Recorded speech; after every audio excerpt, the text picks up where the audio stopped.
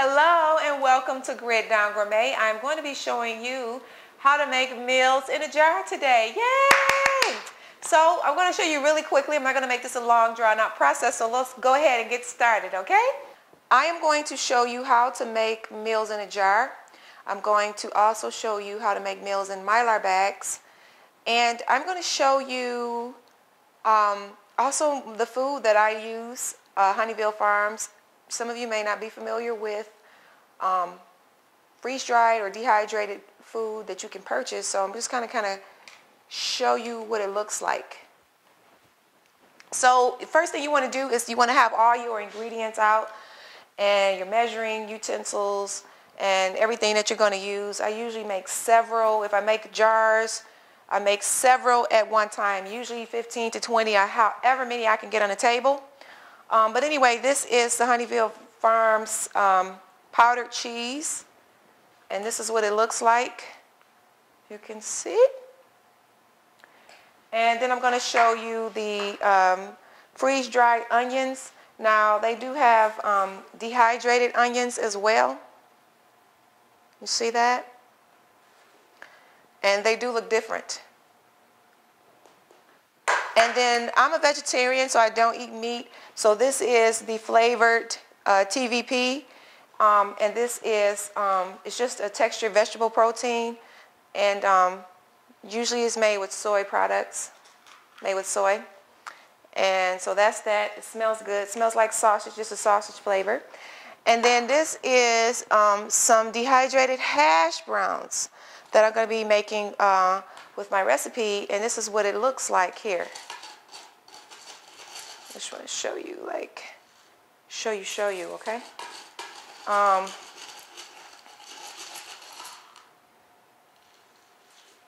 Okay, and so there you have how the food looks when it's dehydrated. And so I have all my ingredients here, and I'm going to show you how I just kind of put things together. All right, so that is a one-size-fits-all funnel, which I love because, you know, you can adjust it to fit any size jar. This is a wide mouth pint-sized jar. I'm just going to go ahead and put my ingredients in that I showed you. And you definitely need the funnel.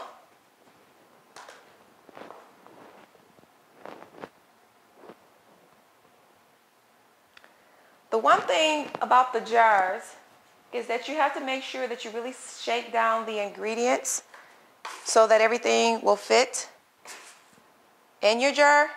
When you use the Mylar bags, you don't really have to care so much. It's not a whole lot of shaking because I use big enough I'm just trying to get all of that incorporated so that I have enough room for all. Sometimes you gotta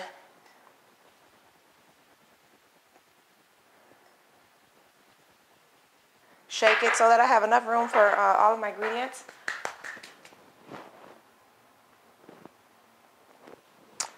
And then I'm going to put my sausage in here. And if you eat meat, if you never tried this textured protein, and the one thing that I like about it is that when you have dehydrated meat, it does not last as long once you open it. Once you open these cans, like they have a 10 to 15 shelf life, you have to read each individual can. But once you open them, the shelf life significantly decreases. And I believe it's maybe up to a year for some of them. You have to check each individual item. But for meat, if you use real meat, the shelf life is only a few days, and it has to be refrigerated as soon as you open it. The one thing that you can do is repackage, pour whatever you don't use inside of a Mylar bag, and then you can seal it, and then it's back to the long shelf life. But what I like to do is go ahead and use it all. So, because I like to make a lot of different recipes all at once. So, let me see if I can get this. So you really got to put some wrist motion in here when you're using these jars. I could use a bigger jar, but you also don't want to have a bunch of extra space This serving is going to be for 2 to 3 people. And then I'm going to need my hash browns, which is, I need a cup hash browns. Let's see. Can we do it? Can we get it all in here? Let's see. Let's see.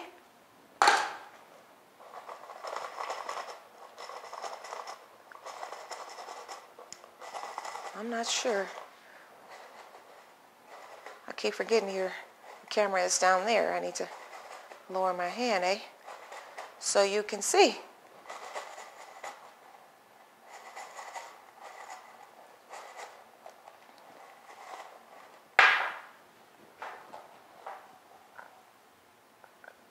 So I'm going to try to, I don't think there's any more working I can do in there, Well, let's see. Basically, all I have left is some seasonings. Okay, so I added the rest of my seasonings in here, which was a bay leaf, some pepper, garlic, and some nutmeg. And then what you would do here is you could either use an oxygen absorber that you would stick right on the top of here. I've been making a bunch of recipes and I got stuff all over there flouring. You want to make sure that it's pink to let you know that it is good. Now, the one thing that I don't like about oxygen absorbers is you have to use them within 30 to 60 minutes, or if you have them open, then they'll absorb all of the oxygen in the air and they'll be no good. So one thing that I do is I reseal them when I'm done if I have any left over, but that's another reason why I like to make big batches, because I like to just go ahead and use them all at once. So the other thing that you can do is, one thing to remember with the oxygen absorber is that you don't want to have anything over the top of the outside of the rim, or it will not seal. How you know that it's sealed is just like any other canning process. This, you'll hear that ping, and so you'll know that it's sealed, and then once you try to take off the lid, it will be difficult. But the one thing that I like to do is to use my food saver. I already have it. I already have the attachments. Then I don't have to worry about oxygen absorbers or making sure that I use them all in time and whatever. So I'm going to show you how to seal this with the food saver.